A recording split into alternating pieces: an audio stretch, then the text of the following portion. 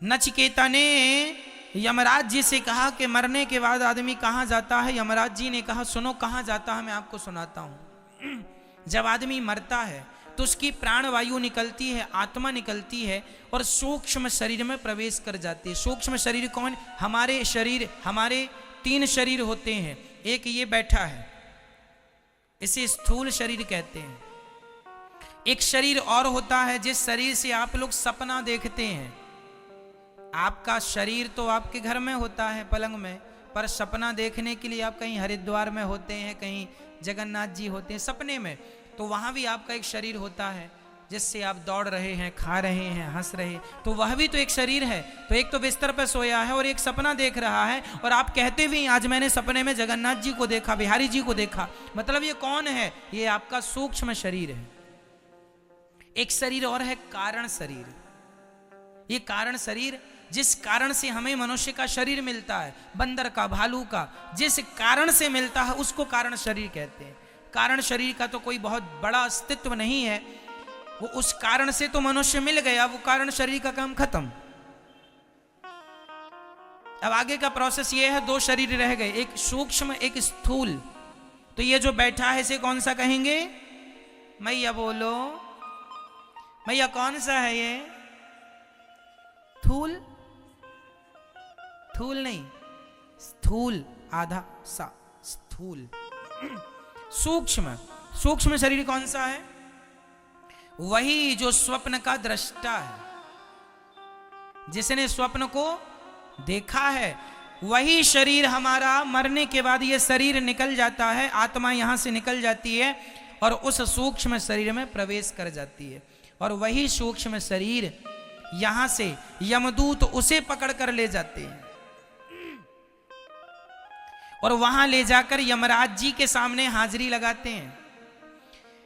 यमराज वहां पर waiting room में तुम्हें बिठाते हैं 13 दिन के लिए, जब तक तुम्हारी 13 ना हो जाए। 13 का इंतजार यमराज जी वहां पर करते हैं। क्यों? क्योंकि 13 में किया गया पुण्य तुम्हारे खाते में जुड़ता है। तो यमराज जी बोले आखिरी पुण्य और जुड़ जाए, फिर हिसाब करेंगे टोटल। तो फिर आप लोग जो 13 में ब्राह्मणों को खिलाते पिलाते हैं ना, समाज को, गांव को, वो सबको खिलाने पे उस आदमी के नाम से खिलाया, उस महिला के नाम से, उस जीव के नाम से खिलाया, वो पुण्य उसको मिलता है। तो 13 दिन बाद वहां पर आपका हिसाब किताब होता है। 14वें दिन यमराज जी वहां पर आपको सामने बिठाते हैं चेयर पर, कुर्सी पर, और वहां एक बड़ी टीवी लगी है। तो आपने जन्म से मृत्यु तक जो जो किया था सब रिकॉर्डिंग हो रही थी। तो वहां पर फिर पेन ड्राइव के द्वारा वहां सेटअप पे लगाया जाता है और फिर तुम्हारे जन्म से मृत्यु तक जो जो तुमने किया है, पुण्य पाप, सब वहां चलता है। यमराज जी कहते हैं देखो तुमने क्या किया, देखो कितनों का तुम गला दबा रहे हो, लूट रहे हो, देखो तुमने झूठ बोला, देखो तुमने कपट किया, देखो तुमने छल किया, तुम्हें इसलिए हमने संसार में भेजा था। आप बार बार लज्जित होते हैं अपने किए कर्म पर। अरे राम राम राम, मैंने क्या किया। आप जब बार बार झूठ बोलते हैं, यहां तो बड़ा मजा आ रहा है, झूठ बोलो, खूब पैसा कमाओ, कैसे भी कमाओ, गला दबा दो, मार डालो, कुछ भी करके लोग पैसा कमा रहे हैं। लेकिन वो ये भूल रहे हैं कि इसका हिसाब देना पड़ेगा। किसी को कौड़ी कम नहीं देता, किसी को दमड़ी ज्यादा, और समझदार तो चुप रह जाता, मूर्ख शोर मचाता, मेरे मालिक की दुकान में सब लोगों का खाता, बचेगा कोई नहीं। तुमने अंधेरे में भी जो पाप किया होगा ना, वहां सब रिकॉर्ड है, पूरी रिकॉर्डिंग है वहां। इसलिए बच के रहना रे बाबा, ईश्वर के घर देर है, अंधेर नहीं है। हिसाब जब होगा, पाई पाई का हिसाब होगा। कर लो तुम खूब अत्याचार, ध्यान रखना, भोगना तुम्हें ही है। चलो, यमराज जी ने वहां हिसाब किताब कराया।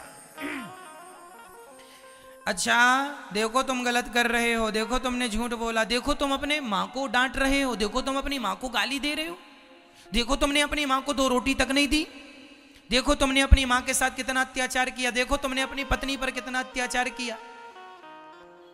और ये बहुओं की फाइल जब खुलती है, देखो तुमने अपनी सास को कितना तंग किया है, कितना सताया है, तुमने ये अत्याचार किया। सारा हिसाब किताब यमराज जी वहां रखते हैं। और फिर सब आदमी लोग, हम लोग सब थर थर थर थर थर थर थर कांपते हैं।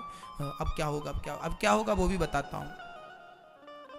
तो अब यमराज जी अपने दूतों को आदेश देते हैं, चलो भाई इनका हिसाब किताब करो कितना हुआ। वहां बिल्कुल अपडेट सॉफ्टवेयर है, तुरंत डाला, हिसाब किताब आ गया। इनके 5 किलो पाप हो रहे हैं और 100 ग्राम पुण्य है। पाप कितने निकले मैया, बोल दो मेरी मां। 5 किलो पाप और 100 ग्राम पुण्य। पुण्य 100 ग्राम, पूरी जिंदगी में 100 ग्राम पुण्य किया, और पाप 5 किलो। कई लोग तो 10-10 किलो करते हैं, पर हम तो यहां 5 किलो के हिसाब लेके चले। देखो हम तो समझाने के लिए लेके चल रहे हैं 100 ग्राम और 5 किलो। किसी के 20 किलो भी पाप होते हैं और किसी के केवल 2 ग्राम पुण्य होते हैं, और किसी के पुण्य ज्यादा है। पर सबका अपना अपना हिसाब किताब है। भगवान जाने आप लोगों का कितना निकलेगा।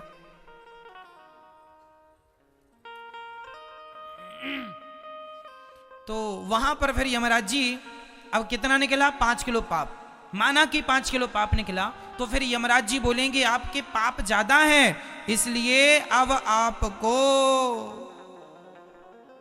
84 लाख योनियों में हम भेज रहे हैं। तो तुम्हारे किए हुए पापों का दंड भोगने के लिए कुछ दिन वहां नरक में रखा जाता है और नरक की यातनाएं दी जाती हैं, और फिर नरक से रिफर कर दिया जाता है। जैसे छोटे हॉस्पिटल से बड़े हॉस्पिटल मरीज को भेजा जाता है। अब ये हमारे बस का नहीं है, यहां जितना होना था हो गया, अब वहां ले जाओ, आगे का ट्रीटमेंट वहां होगा। उसी प्रकार से आप लोगों को पहले वहां नरक में रखा जाता, कुछ दिन वहां धुलाई उलाई होती है आप लोगों की। अब बड़ी बड़ी कढ़ाइयां हैं वहां पर, रौरव, महारौरव, कुंभीपाक, अंध्रतामिश्र, कालसूत्र, असीपत्रवन, सुकरमुख, ऐसे 28 नरक हैं।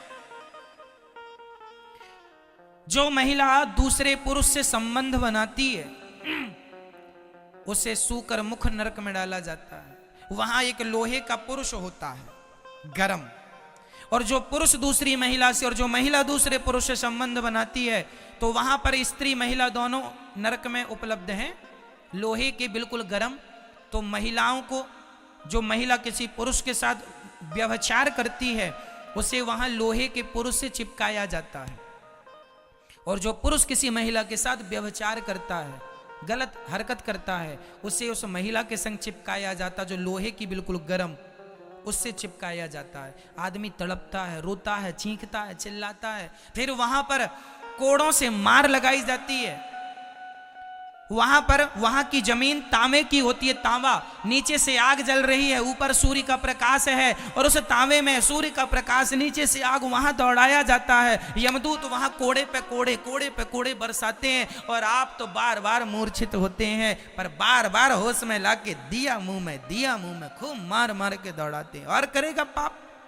जैसे धोबी घाट में धोबी कपड़ों की धुलाई कैसे करता है, दे उठा उठा के, हे ले, और पाप कर ले। मजा आ रहा था पाप करने में। पिट, यमराज कोड़े से जब यमदूत मारते हैं ना, नानी याद आ जाती है, अभी कर लो खूब पाप तुम। ये बहुएं सासों को खूब रुलाती हैं ना, तुम्हारा एक एक आंसू का हिसाब होगा वहां पर। कर लो तुम अत्याचार, बचेगा कोई नहीं। परमात्मा सब देख रहे हैं, अंधे थोड़ी हैं वो।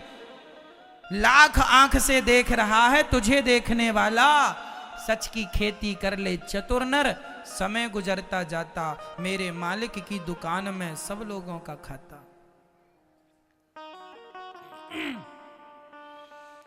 इस प्रकार वहां नरक की यातनाएं देकर फिर 84 लाख योनियों में भेज दिया जाता है।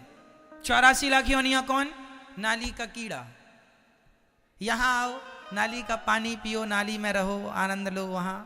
फिर उसके बाद तुम्हें गधा बनाया जाएगा, ढोते रहो बोझा। फिर उसके बाद तुम्हें सुअर बनाया जाएगा। जो शराब वराब ज्यादा पीने के शौकीन है ना, इनको सुअर बना दिया जाता है। जाओ गंदी नाली में तुम, क्योंकि शराबी अक्सर ना गंदी नाली में जाके गिरता है, तो भगवान बोले चलो तेरा वहीं ज्यादा मन था तो तू वहीं जा। तो फिर उसको शुअर बना के गंदी नालियों में अपना, आप लोग भी यदि शराब आप पीते हैं तो अपने लिए देख लेना कि भाई हम यहां पे आएंगे।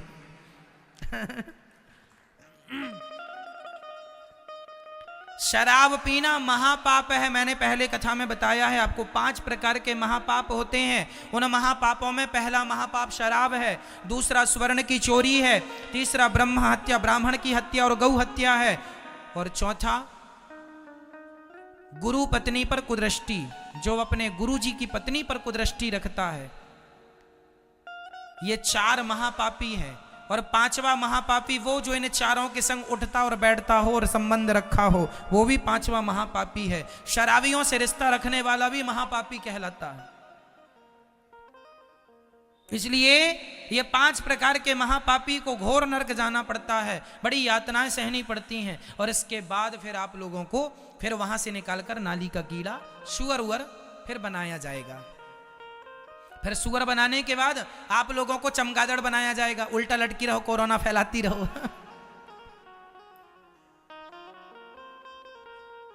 तो चमगादड़। फिर इसके बाद आप लोगों को चींटी बनना पड़ेगा, फिर मछली बनना पड़ेगा, फिर पेड़ बनना पड़ेगा। पेड़ बन के खड़े हैं। अब पेड़ वेड़ से जब मुक्ति मिली तो फिर उसके बाद शेर बनना पड़ा, हाथी बनना पड़ा। फिर 84 लाख योनियों के अंत में आखिरी योनि है गौ माता की। जब आदमी सारे पापों को भोग लेता है, ध्यान से सुनना, जब आप लोग सारे पापों को भोग कर निष्पाप हो जाते हैं तो वेटिंग लिस्ट में जरा देर के लिए डाल दिया जाता है। जब आदमी निष्पाप हो जाता, तुमने सारे भोग लिए ना, तो सारे पाप जब भोग के खत्म कर लिया, जब आप निष्पाप हो गए, तब आखिरी 84 लाख योनियों के बाद सबसे अंतिम योनि गाय की योनि है। फिर आपको गाय बनना पड़ता है। गाय, गौवंश, जिसमें बैल गाय सब आ गए, गौवंश। और फिर गौवंश के बाद फिर तुम जब शरीर त्यागती हो गाय का, गौवंश में बैल का शरीर त्याग कर फिर यमराज के पास जाते हो शुद्ध होकर, तब यमराज जी कहते हैं कि वाह, अब आ गए हो, तुम्हारे 5 किलो पाप खत्म हो गए, अब 100 ग्राम पुण्य बचे हैं। वो 100 ग्राम पुण्य लेकर यमराज जी कहते हैं जाओ, अब तो मनुष्य का शरीर तुम्हें दे रहा हूं। तो ये जो तुमने मनुष्य का शरीर पाया है, ये 84 का चक्कर काट के तुम लोगों ने ये मनुष्य का शरीर पाया है। फिरत सदा माया कर प्रेरा, काल कर्म स्वभाव गुण घेरा, कवहु की नर करुणा नर देही, देता ईस बिनु हेतु सनेही, बड़े भाग्य मानुष तन पावा, सुर दुर्लभ सदग्रंथ निगावा। बड़े भाग्य से ये मनुष्य का तन मिला है, इसे हल्के में ना लो। ये तुम्हें सुअर खाने के लिए नहीं मिला, चोरी करने के लिए नहीं मिला, शराब पीने के लिए नहीं मिला। ये मानव का तन भैया केवल आत्म कल्याण करने के लिए मिला है। क्यों नहीं समझते? क्यों अपना नुकसान कर रहे हो? क्यों जरा से सुख के पीछे अपना सब कुछ बिगाड़ रहे हो? क्यों नहीं समझ रहे हो? जरा सा तुच्छ सा सुख, पैसे का, पत्नी का, परिवार का, भोगों का, इसके चक्कर में आदमी लोक परलोक बिगाड़ के 84 की यातनाएं भोगने पर मजबूर हो रहा है। जरा से सुख के लिए सब छोड़कर, सबसे मन हटाकर केवल भगवान में मन लगाना चाहिए। यही मानव जीवन की सार्थकता है। मेरे तो गिरधर गोपाल, दूसरो ना कोई, यही अंतिम सत्य है। अब ये कितनी देर में आपको ये इतनी सी बात समझाने के लिए इतने सारे ग्रंथ पुराण बनाए, केवल इतनी सी बात समझाने के लिए कि तुम्हें ये समझ में आ जाए कि भगवान मेरे हैं, ये संसार मेरा नहीं है। बस इतनी सी बात समझाने के लिए इतने सारे पुराण बनाए गए और इतने सारा कुछ समझाए कि इतनी सी बात जिस दिन समझ में आ जाए, बस वही आपका जीवन है। ये 84 लाख योनियों का मैंने विवरण आपको दिया। 84 लाख योनियां हैं, इनमें कीट पतंगा, मच्छर, मक्खी सब कुछ आ गया, सब कुछ आ गया। पेड़ पौधे, मछली सब आ गए, उड़ने वाले पशु पक्षी, जलचर, थलचर, नभचर, नाना सब आ गए।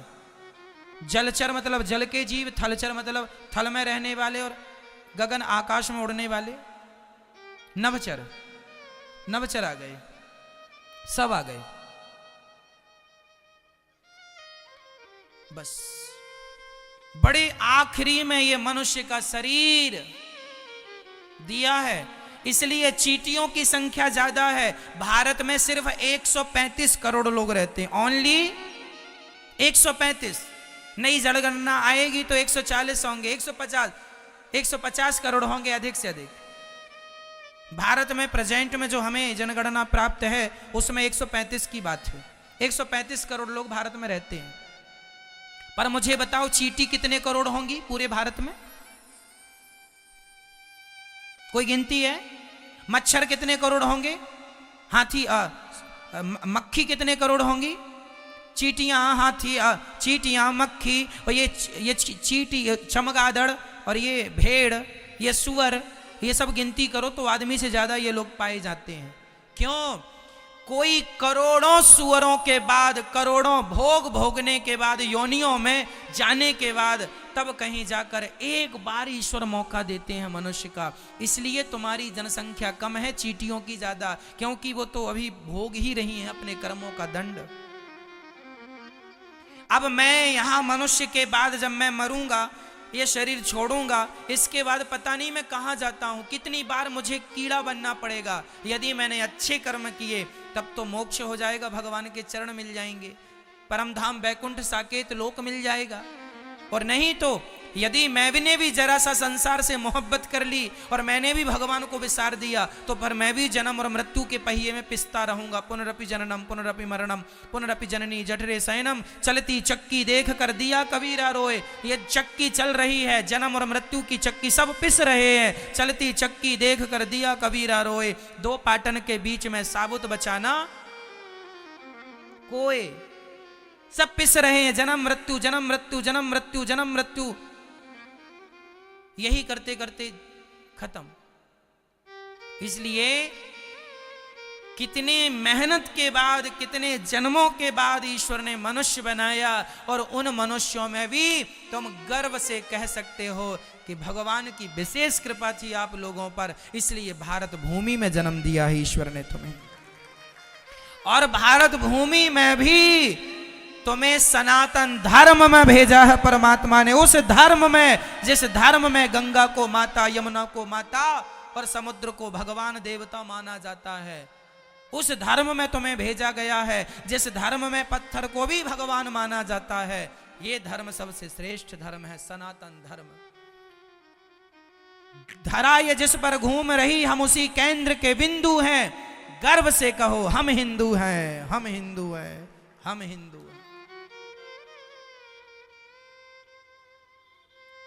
भाग्यशाली हो आप लोग कि आप लोग कथा सुन लेते हैं, वृंदावन में बिहारी जी का दर्शन कर लेते हैं। अभागी हैं वो लोग जिनके मुंह से भगवान का नाम भी नहीं निकलता।